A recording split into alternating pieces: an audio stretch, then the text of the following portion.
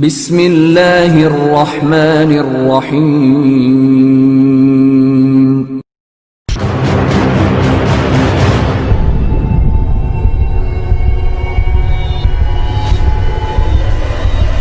بسم اللہ والحمد للہ والصلاة والسلام علی رسول اللہ اما بعد۔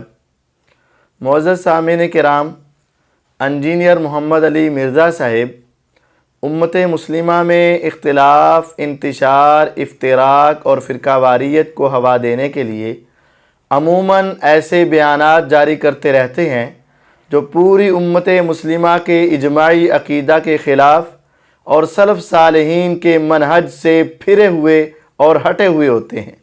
انہی باتوں میں سے ایک بات، مرزا صاحب قادیانیوں کو اپنے قریب کرنے کے لیے یہ کہتے ہیں کہ وہ اہل سنت والجماعت کا ہی ایک فرقہ اور گروہ ہیں، اور پھر یہاں تک بھی کہہ دیتے ہیں کہ اگرچہ وہ کافر ہیں لیکن اہل کتاب سے بہتر ہیں، اہل کتاب بلکہ اس سے بھی بہتر ہیں۔ اور اس سے بھی آگے میں تلخ جملہ بولنے لگوں، سنیوں سے ٹوٹے ہوئے، کیونکہ قادیانی فرقہ شیعوں سے نہیں نکلا، سنیوں سے نکلا ہوا ہے۔ صرف دو فرقوں کی تکفیر کرتا ہوں، ایک اہل سنت کا آف شوٹ قادیانی جو انڈیا، پاکستان، بنگلہ دیش میں پایا جاتا ہے، اور دوسرا اہل تشیع کا ایک آف شوٹ ہے نصیریہ جو شام میں پایا جاتا ہے، جو مولا علی علیہ السلام کے لیے الوہیت کلیم کرتے ہیں، معاذ اللہ انہیں رب کہتے ہیں۔ قادیانی آپ کے نبی کو جھوٹا نہیں مانتے، وہ ان کو نبی مانتے ہیں، اس کے بعد انہوں نے ایک ڈھکوسلے پہ مبنی جھوٹی نبوت کلیم کر لی ہے۔ یہ ایک چیز ان کو یہود و نصارہ سے بہتر کر دیتی ہے۔ قادیانی قرآن کو مانتے ہیں، اب رہا عمل کرنے کی بات تو وہ بریلوی دیوبندی اہل حدیث شیعہ ماشاءاللہ جس طرح کا عمل اس کے اوپر کر رہے ہیں وہ بھی آپ کو پتہ ہے۔ نٹی گریٹیز میں جائیں تو ان میں بھی کہیں کہیں خرابی موجود ہے،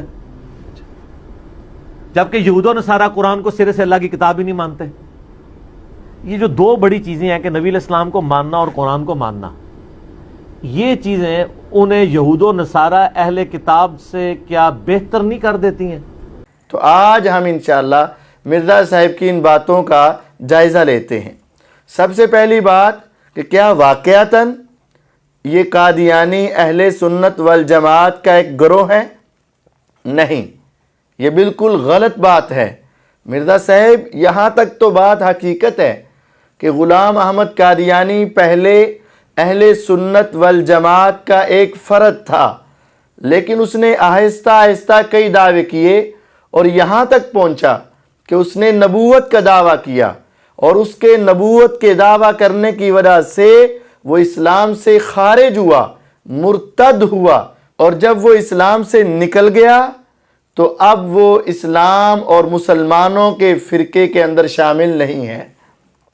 اور یہ بات سمجھیں کہ جس طرح یہودیوں کے 71 فرقے ہیں، ان میں سے اگر کوئی شخص بعد میں آنے والے نبی سیدنا عیسیٰ علیہ السلام پر ایمان لے آتا ہے تو ایمان لانے کے بعد وہ یہودیوں کے فرقے کا حصہ نہیں رہتا، بلکہ نئے مذہب کو ماننے والوں میں شامل ہو جاتا ہے، یعنی عیسائی ہو جاتا ہے۔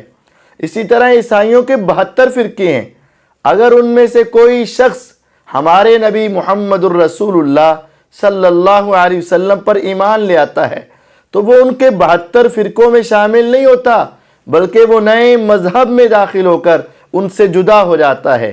اسی طرح اگر کوئی شخص مسلمانوں میں سے جناب محمد الرسول اللہ صلی اللہ علیہ وسلم کے بعد غلام احمد قادیانی پر ایمان لے آتا ہے تو وہ مسلمانوں کے فرقوں میں شامل نہیں رہتا، بلکہ وہ ایک نئے مذہب میں داخل ہو جاتا ہے۔ اور یہ بات بھی یاد رہے کہ مرزے نے چونکہ نبوت کا دعویٰ کیا ہے تو اس کے ماننے والے وہ فرقہ نہیں بلکہ ایک مذہب میں داخل ہوتے ہیں، کیونکہ جس وقت تک ایک نبی کے اوپر ایمان ہو، اگرچہ ماننے کے اندر اختلاف ہو، تو وہ فرقہ ہوتے ہیں، اور جب وہ نئے نبی کے اوپر ایمان لے آئیں، سچا ہو یا جھوٹا، تو وہ الگ مذہب شمار ہوتا ہے۔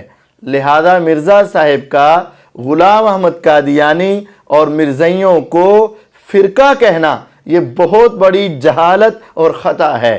ان کو مذہب کہنا چاہیے اور اسلام کے فرقوں سے الگ سمجھنا چاہیے۔ اور یہ بات کتنی حیران کن ہے کہ مرزا صاحب مدعی سست اور گواہ چست کا کردار ادا کر رہے ہیں۔ اور مرزا صاحب اپنے بڑے مرزے کے بارے میں کتنا نرم گوشہ رکھتے ہیں، حالانکہ وہ غلام احمد قادیانی خود اپنے آپ کو اور اپنے ماننے والوں کو 73 فرقوں میں شامل ہی نہیں سمجھتا۔ کیسی عجیب بات ہے کہ وہ خود اپنے آپ کو 73 فرقوں میں سمجھتا ہی نہیں، لیکن مرزا صاحب ان کو اس کے اندر شامل کرنے کے لیے تیار ہے۔ یہ میرے ہاتھ میں کتاب ہے روحانی خزائن، یہ مرزا غلام احمد قادیانی کی تصانیف کا مجموعہ ہے، اور یہ اس کی 17 نمبر جلد ہے۔ اس کے صفحہ 226 کے اوپر مرزا غلام احمد قادیانی کیا کہتا ہے؟ مرزا غلام احمد قادیانی کہتا ہے، یہی زمانہ ہے جس میں ہزارہا بدعات، بے شمار ناپاک رسومات اور ہر ایک قسم کے شرک خدا کی ذات اور صفات اور افعال میں، اور گروہ در گروہ پلید مذہب جو 73 تک پہنچ گئے پیدا ہو گئے۔ یعنی مرزا یہ کہنا چاہتا ہے خیر القرون کے زمانے کے بعد سے لے کر میرے آنے تک امت 73 فرقوں میں پہنچ چکی تھی، اور گروہ در گروہ پلید مذہب جو 73 تک پہنچ چکے تھے۔ مرزا کہتا ہے میرے آنے سے پہلے 73 کی گنتی پوری ہو چکی تھی، اور جب مرزا خود اپنے آپ کو 73 میں شمار نہیں کرتا تو یہ مرزا انجینئر صاحب کو کیا مصیبت پڑی ہے، کیا پریشانی پڑی ہے، کیا ہمدردی پڑی ہے، ان کے ساتھ کیا لینا دینا ہے کہ آپ ان کو مدعی سست اور گواہ چست کا کردار ادا کرتے ہوئے آپ ان کو شامل کر رہے ہو۔ اور اسی کتاب کے صفحہ 456 کے اوپر مرزا کیا لکھتا ہے، سنیے گا۔ کہتا ہے، اے نادان قوم، یہ سلسلہ آسمان سے قائم ہوا، تم خدا سے مت لڑو، تم اس کو نابود نہیں کر سکتے، اس کا ہمیشہ بول بالا ہے۔ تمہارے ہاتھ میں کیا ہے؟ بجز ان چند حدیثوں کے جو 73 فرقوں نے بوٹی بوٹی کر کے باہم تقسیم کر رکھی ہیں۔ یعنی کہتا ہے تمہارے ہاتھ میں کیا ہے؟ تمہارے ہاتھ میں چند وہ حدیثیں ہیں جو 73 فرقوں نے بوٹی بوٹی کر رکھی ہیں۔ یعنی مرزا اپنے آپ کو 73 سے الگ سمجھتا ہے اور مسلمانوں کے 73 فرقے سمجھتا ہے، اور کہتا ہے تم نے حدیثوں کو بوٹی بوٹی کر رکھا ہے۔ یہ مرزا خود اپنی روحانی خزائن کا دوسرا حوالہ 456 صفحہ کے اوپر کہتا ہے کہ مسلمان 73 فرقوں میں بٹ چکے ہیں، یعنی وہ اپنے آپ کو 73 فرقوں میں شامل نہیں کرتا۔ اسی کتاب کا ایک اور حوالہ 470 نمبر صفحے کے اوپر مرزا کیا کہتا ہے، اگر مسیح موعود تمام باتیں اسلام کے 73 فرقہ کی مان لیتا تو پھر کن معنوں سے اس کا نام حکم رکھا جاتا؟ کیا وہ باتوں کو ماننے آیا تھا یا منوانے آیا تھا؟ یعنی اپنے آپ کو کہتا ہے میں حکم ہوں، فیصلہ کرنے والا۔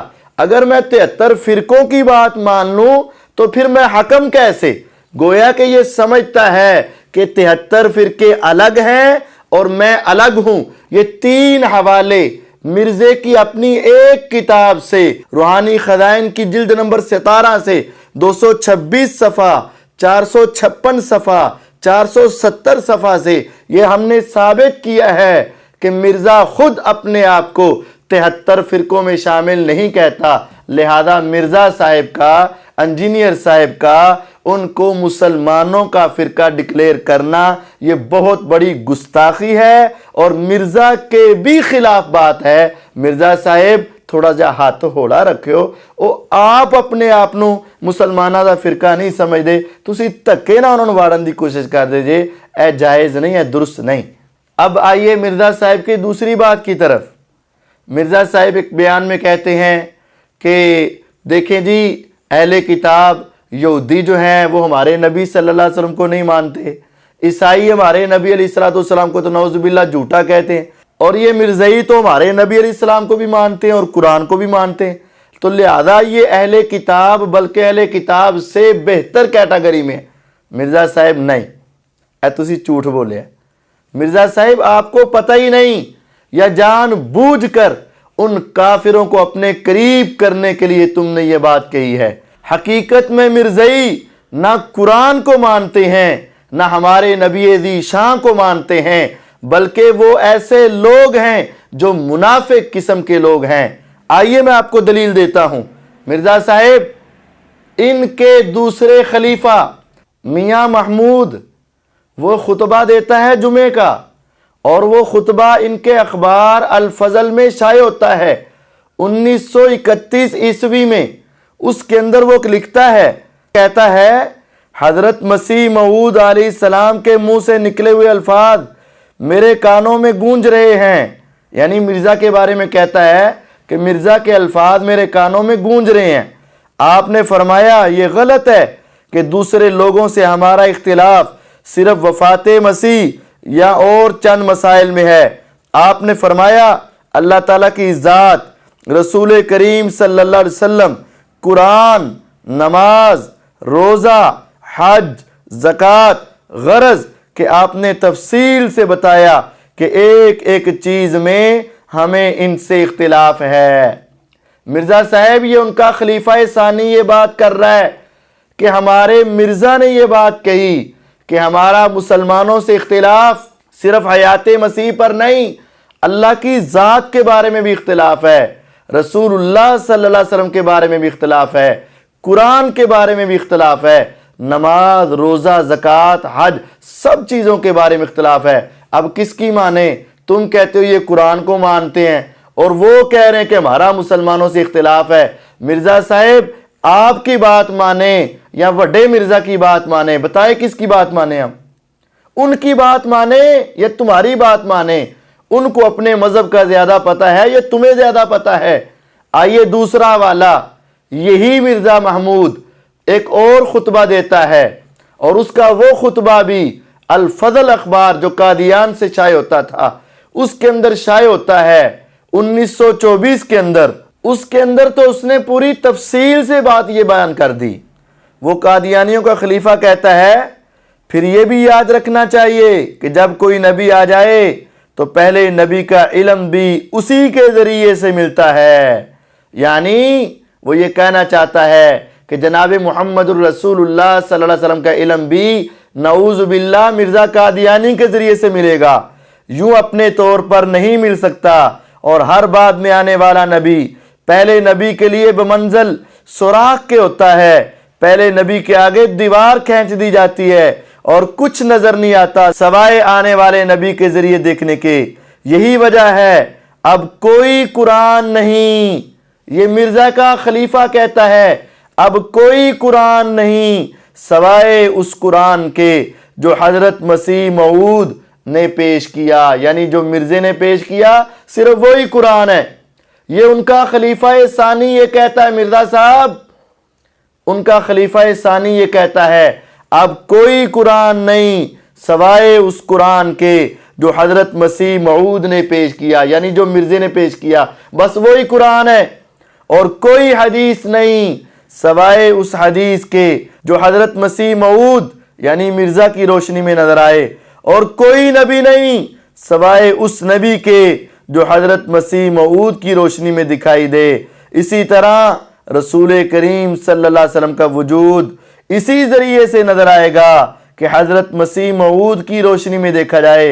اگر کوئی چاہے کہ آپ سے علیحدہ ہو کر کچھ دیکھ سکے تو اسے کچھ نظر نہ آئے گا۔ ایسی صورت میں اگر کوئی قرآن کو بھی دیکھے گا تو وہ اس کے لیے یہدی من یشاء، ہدایت دینے والا قرآن نہ ہوگا، بلکہ یضل من یشاء، گمراہ کرنے والا قرآن ہوگا۔ اب ذرا دیکھیں مرزا صاحب، دیکھیں کتنے دو ٹوک الفاظ میں ان کے خلیفہ ثانی میاں محمود نے یہ بات کہی ہے کہ کوئی قرآن نہیں سوائے اس قرآن کے جو مرزے کے راستے سے نظر آئے، کوئی حدیث نہیں سوائے اس حدیث کے جو مرزے کی روشنی میں نظر آئے۔ تم کیسے کہتے ہو وہ قرآن کو مانتے؟ تمہیں کیسے پتہ ہے کہ وہ قرآن کو مانتے ہیں؟ وہ تو خود کہہ رہے ہیں کہ صرف وہی قرآن جو مرزے کے واسطے سے آئے، صرف وہی حدیث جو مرزے کی روشنی میں نظر آئے۔ اور آپ کو پتہ ہے مرزے کی یہ کتاب ہے تذکرہ، جس میں یہ میرے ہاتھ میں تذکرہ ہے، یہ مرزے کے الہامات کا مجموعہ ہے، اور اس کے شروع میں یہ لکھا ہوا ہے تذکرہ یعنی وحی مقدس، اس کو وحی مقدس سمجھتے ہیں۔ اس کے صفحہ 77 صفحے کے اوپر یہ کیا لکھتے ہیں؟ انہوں نے لکھا ہے کہ اِنَّا أَنزَلْنَاهُ قَرِيبًا مِّن قادیان، کہتا ہے اِنَّا أَنزَلْنَاهُ قَرِيبًا مِّن قادیان۔ یہ پورا واقعہ کہ بیان کرتا ہے کہ مرزا کا بڑا بھائی غلام قادر قرآن پڑھ رہا تھا، اس نے پڑھتے پڑھتے یہ الفاظ پڑھے، مرزا صاحب کہتے ہیں میں حیران ہو گیا، میں نے کہا یہ قرآن میں لفظ لکھا ہوا ہے قادیان کا؟ میں نے آگے بڑھ کر دیکھا تو واقعتاً لکھا ہوا تھا، اور پھر مرزا صاحب کہتے ہیں ہاں واقعی طور پر قادیان کا لفظ قرآن شریف میں درج ہے، اور میں نے کہا کہ 3 شہروں کا نام اعزاز کے ساتھ قرآن شریف میں درج کیا گیا، مکہ، مدینہ اور قادیان۔ یہ ہے ان کا عقیدہ، مرزا صاحب یہ ہے ان کا عقیدہ۔ یہ تو یہ سمجھتے ہیں کہ قادیان کا لفظ قرآن میں آیا ہے، اب تم دکھاؤ کس قرآن میں آیا؟ تم کہتے ہو یہ قرآن کو مانتے ہیں، بھائی کس قرآن کو مانتے ہیں؟ اور بھائی کون سا وہ قرآن ہے جس کے اندر قادیان کا لفظ ہے؟ مرزا صاحب خدا را آپ اپنی اوقات میں رہیں اور آپ ان کافروں کی حمایت نہ کریں، آپ اپنے ایمان کو مشکوک نہ بنائیں۔ مرزا صاحب یہ قرآن کے بھی منکر ہیں، اور یہ لوگ ہمارے نبی ذیشان محمد صلی اللہ علیہ وسلم کے بھی گستاخ اور منکر ہیں۔ تم کیسے کہہ رہے ہو کہ یہ ہمارے نبی کو مانتے ہیں؟ کیا تمہیں پتا نہیں کہ مرزا کے سامنے یہ شعر پڑھا گیا؟ مرزا کا ایک چہیتا تھا اکمل، قاضی اکمل شاعر تھا، اس نے کیا کہا؟ نعوذ باللہ ثم نعوذ باللہ، محمد پھر اتر آئے ہیں ہم میں اور آگے سے بڑھ کر ہے شان میں، دیکھنے ہو جس نے محمد اکمل وہ غلام احمد کو دیکھ لے قادیہ میں، نعوذ باللہ من ذالک۔ مرزا صاحب ان کا تو عقیدہ یہ ہے کہ نعوذ باللہ ثم نعوذ باللہ، وہ محمد عربی صلی اللہ علیہ وسلم جو مکہ میں پیدا ہوئے، مدینہ کی طرف ہجرت کی، پھر اپنے رب سے جا ملے، ان ظالموں کا عقیدہ یہ ہے کہ نعوذ باللہ وہ محمد صلی اللہ علیہ وسلم دوبارہ پیدا ہوئے اور غلام احمد قادیانی کے روپ میں پہلے سے بڑھ کر نظر آنے لگے۔ کیا یہ ہمارے نبی علیہ السلام کو اس طرح مانتے؟ یہ تو ہندوؤں کا عقیدہ ہے، یہ تو غیر مسلموں کا عقیدہ ہے، یہ اہل کتاب سے بہتر کیسے ہو سکتے ہیں؟ اور مرزا صاحب یہ ایک تذکرہ جو ان کی وحی مقدس ہے پوری دنیا جانتی ہے، اور ہر ریڑھی لگانے والا مسلمان بھی جانتا ہے، ہر چھوٹا اور بڑا مسلمان بھی جانتا ہے۔ اِنَّا أَعْطَيْنَاكَ الْكَوْثَرَ کس کے بارے میں نازل ہوئی؟ تم بتاؤ مرزا صاحب کس کے بارے میں نازل ہوئی؟ یہ مرزا کہتا ہے میرے بارے میں نازل ہوئی، اِنَّا أَعْطَيْنَاكَ الْكَوْثَرَ، مرزا کہتا ہے یہ میرے اوپر نازل ہوئی۔ وَمَا أَرْسَلْنَاكَ إِلَّا رَحْمَةً لِلْعَالَمِينَ، ہم مسلمانوں کا عقیدہ ہے یہ صرف محمد الرسول اللہ صلی اللہ علیہ وسلم کے لیے ہے، لیکن مرزا کہتا ہے میرے اوپر بھی یہی وحی آئی۔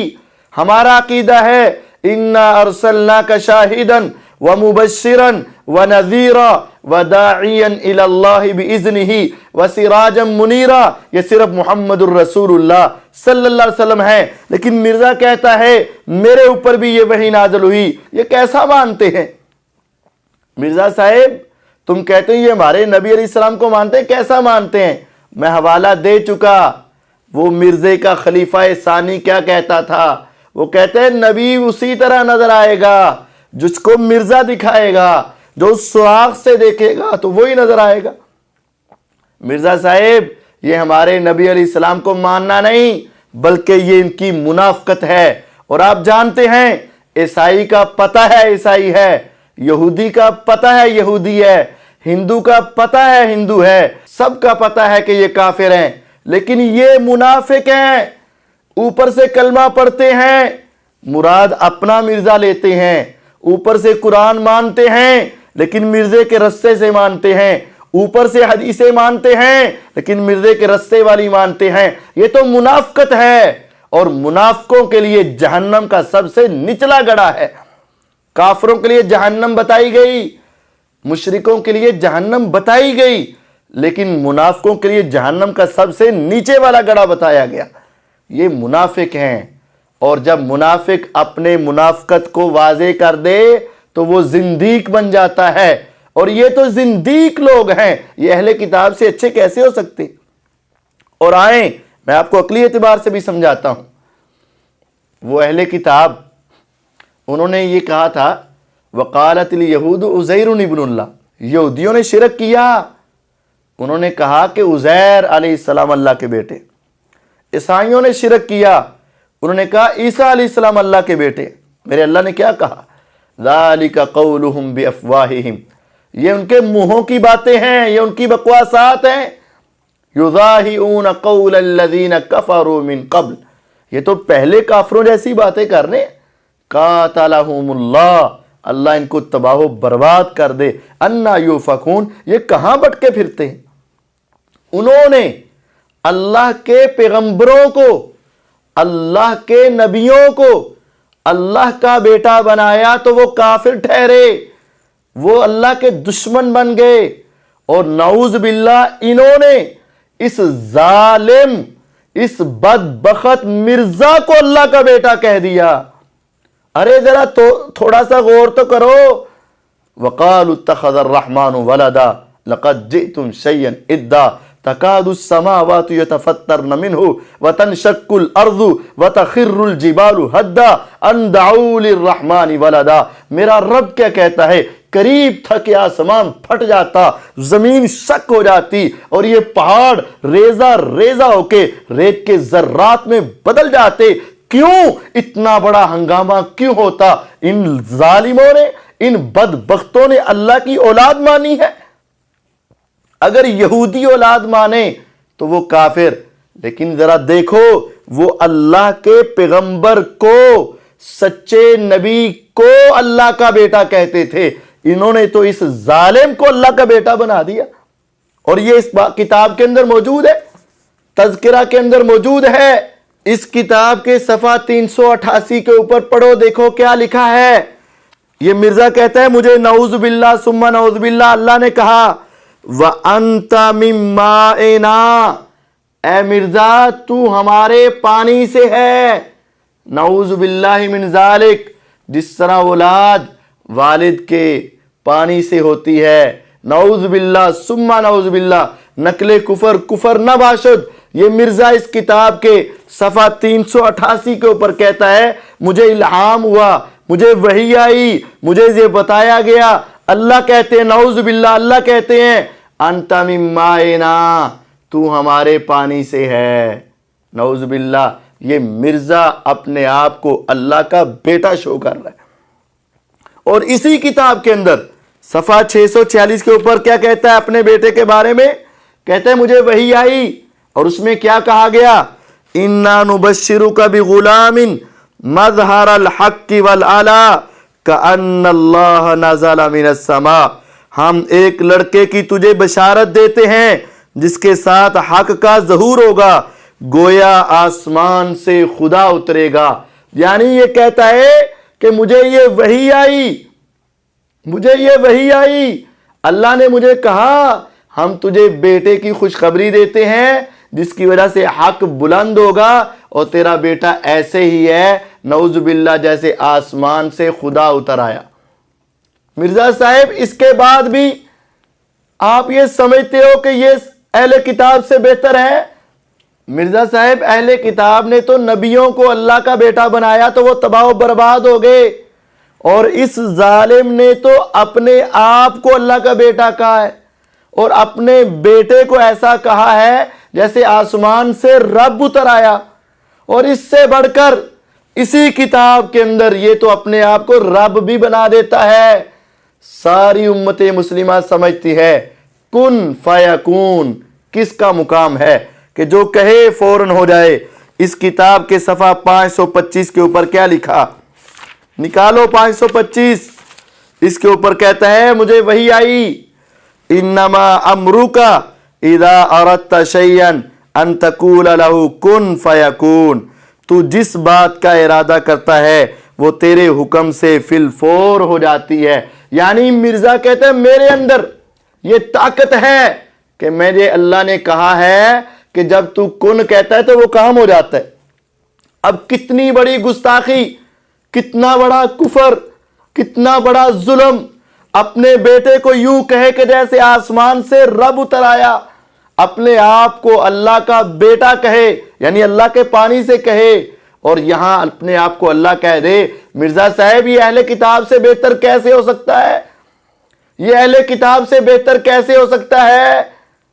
یہ تو اللہ کی توہین کر رہا ہے، یہ ہمارے نبی علیہ السلام کی توہین کر رہا ہے، اور یہ اپنے آپ کو ظالم اللہ کی اولاد کہہ رہا ہے. یہ اہل کتاب سے بہتر کیسے ہو گیا؟ اور آپ کی بات کا تو پھر مطلب یہ ہے، اہل کتاب سے بہتر ہونے کا مطلب تو یہ ہے کہ اہل کتاب کی تو بیٹی لینا جائز ہے، تو تمہارے نزدیک پھر ان کو بیٹی دینا بھی جائز ہوا. مرزا صاحب کہاں ہیں آپ؟ کس حد تک آپ پہنچ گئے؟ آپ نے صرف ایک گروہ کو قریب کرنے کے لیے اپنے ایمان کو بھی داؤ پہ لگا دیا، اور آپ ان کی اتنی گستاخیوں کے باوجود ان کو اہل سنت کا ایک فرقہ سمجھ رہے ہیں.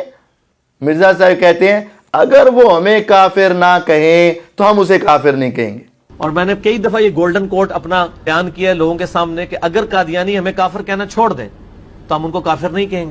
اور مرزا صاحب ہمارے ان کے ساتھ اختلاف صرف ختم نبوت پر نہیں، وہ ختم نبوت کی وجہ سے بھی کافر ہیں، اور وہ اپنی ان بدبختیوں کی وجہ سے بھی کافر ہیں.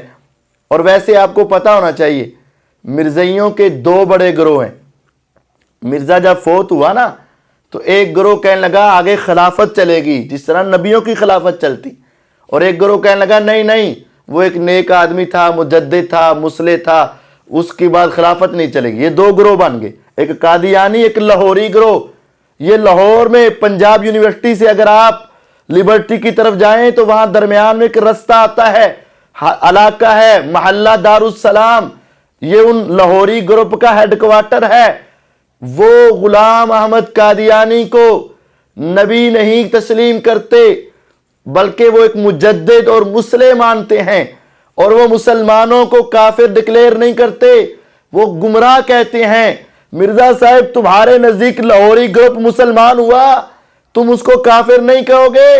ارے مرزا صاحب پوری امت مسلمہ کا اتفاقی عقیدہ ہے کہ جب وہ مرزا غلام احمد قادیانی کو کافر نہیں کہتے، اس کی کفریہ باتوں کی وجہ سے، کفریہ بکواسات کی وجہ سے، اتنے بڑے ظلم کے باوجود اگر وہ اس کو اپنا مصلح، مجدد اور امام مانتے ہیں تو ہم مسلمان ان کو بھی کافر مانتے ہیں. لیکن تمہارے نزدیک ان کا ایک گروہ تو پکا مسلمان ہو گیا نا. مرزا صاحب کیسی باتیں کرتے ہیں؟ ہمارا ان کے ساتھ اختلاف صرف ختم نبوت پر نہیں، ختم نبوت کی وجہ سے بھی وہ کافر ہیں، اللہ کی گستاخیاں کرنے کی وجہ سے بھی وہ کافر ہیں، قرآن کی توہین کرنے کی وجہ سے بھی وہ کافر ہیں. ان کے کفر کی کئی وجہ ہیں، صرف ایک دو وجہ نہیں ہے. لہذا تمہارا یہ گولڈن کول نہیں ہے بلکہ یہ دنیا کا بدترین کول ہے اور جھوٹا کول ہے کہ اگر وہ کافر نہیں کہیں گے تو ہم کافر نہیں کہیں گے. مرزا صاحب ان کی ان گستاخیوں کی وجہ سے ان کو کافر کہنا پڑے گا. اور پھر مرزا صاحب نے کتنے دکھ کی بات ہے یہ بات بھی کہہ دی کہ جناب انہاں دے اندر توحید تے ہے نا.